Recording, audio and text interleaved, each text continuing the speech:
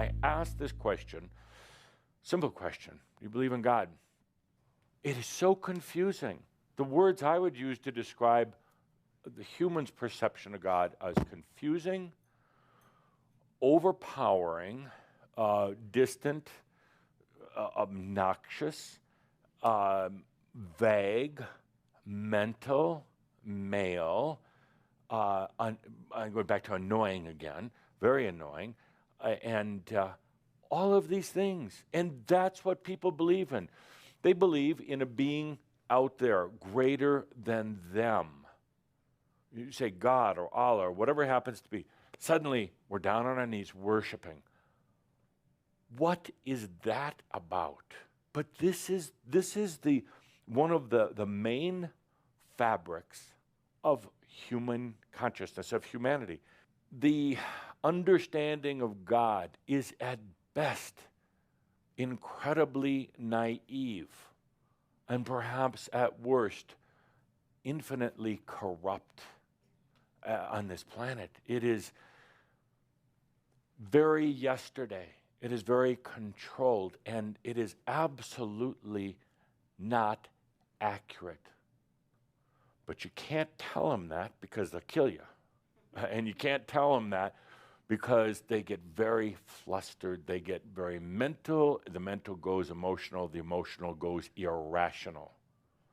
So the reason I bring this up on July 4th, Independence Day, is so that we, all of us here, you too, can bring in the new God. Not one that needs to be worshiped, not one that needs to be prayed to, not one that's out there. It is difficult to talk about this concept of God because it does go mental. As Tobias said one time, God is an experience. Absolutely an experience. You could talk about it all day long, and it makes no difference. But ultimately, it's a personal experience. God basically, as somebody mentioned here, is consciousness. Just consciousness. But what is consciousness? Simply awareness. Without form or structure, without size, without power. No power. The modern concept of God is the concept of power. You can use the words interchangeably. I believe in an almighty God. I believe in almighty power. That's the real core problem. The direct correlation between God and power on this planet. In this new age of consciousness, the biggest change that can come about this planet is the release of the old concepts of God. One of the biggest reasons people fear death is not just the physical pain. What the hell happens when you get over there? What are the power dynamics in the other realms? Or what is God in the other realms? That's a big concern. Are you going to be able to stay under the God radar up there as you tried to do down here? God hasn't done a thing for you. And that's the way it should be. Hasn't done you any favors, didn't save you from that potential bad accident, didn't bring the love of your life into your life, who you got divorced from anyway, didn't do anything, didn't make you smarter, brighter, or anything else. It's a weird God that people believe in. They're always praying. God doesn't answer prayers. God doesn't care. God doesn't even love you. Oh. Oh, see, I hit the nerve. I finally hit the nerve. Oh, there it goes. No, God doesn't love you. Isn't that a tough one? Now, that, when I say that, that'll show you your connection. You got to have God love you. You got to have God be smarter than you, bigger than you, more powerful than you. God doesn't love you. There's no need for God to be supreme. No need. Now, the mind is clicking away. Now, you're trying to fill a void right now. Fill the old God void. So what do you believe in? Where do you place this God? Just stop for a moment. Stop trying so hard to replace God. If God loved you, then you wouldn't have to love yourself, you see. You would be letting God do it. You want to define it, you want to put it in words. Ultimately, it's undefinable. It is only an experience. We will attempt to put a few definitions, but flexible definitions.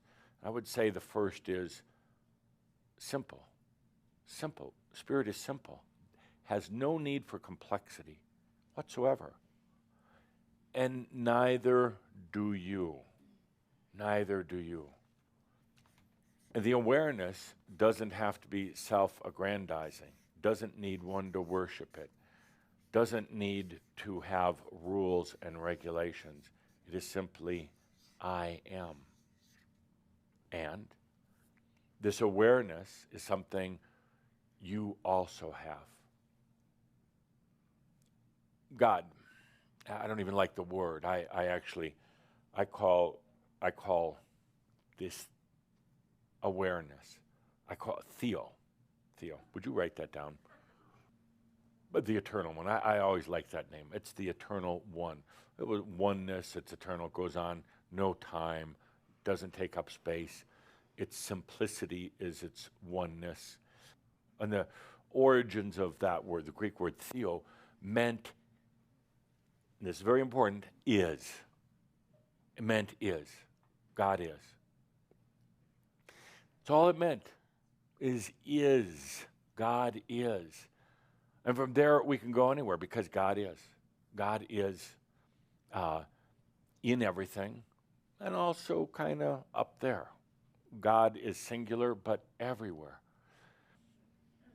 It's time for a new consciousness of God on this planet, and many will resist it. You don't have to go out and evangelize to anybody. It's just realizing it for yourself, and it's out there. It's one of the biggest inhibitors of freedom on this planet. God, religion, very old concepts. Once you get free of some of these old concepts of God, once it becomes an experience, a freeing, liberating experience, you start to understand how this all works. And not from biological, scientific, but from the God algorithm. And then suddenly you're in it. You're not outside of it. It's not a mystery how these things happen. You're no longer dealing with power, so you don't have to worry about blowing up the universe or hurting somebody else. You're suddenly realizing how everything comes together.